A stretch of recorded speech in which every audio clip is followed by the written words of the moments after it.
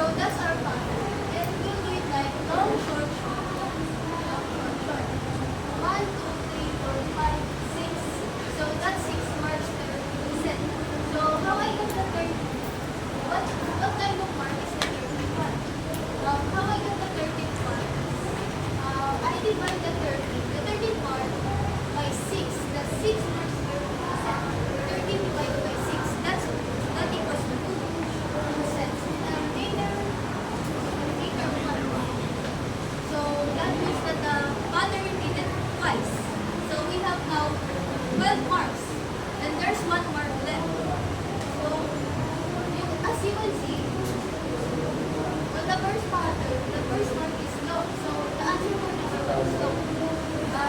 As for number 2, the low one flower was 3 petals, 3 petals, 5 petals, 7 petals. How many petals will there be 6 flowers? So again, our pattern is 3 petals, 5 petals, 7 petals. As we can notice, the pattern increases by 2 each time. 4, 5, 6, 7. Let's find out the petals for flower 6. Just add 3, 5, 7, 9, 11, 13.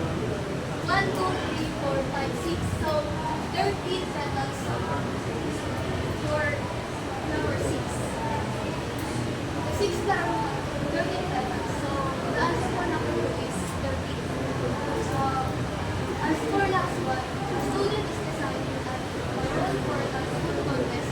She uses 1 piece followed by 2 red stars, that's 3 yellow stars, and repeats the pattern. What is the 12th star? So like just like number 1, the pattern is 1 green, 2 red, 3 yellow. Green, red, red, yellow, yellow, yellow. So that's 6 stars per pattern. So how I count out the color for the 12th star is I divide the 12th star by 6 stars. Then 12 divided by 6, that equals 2, which means that the pattern repeated twice, once again. So we have now 12 stars. And keep in mind that the last star in the pattern is yellow.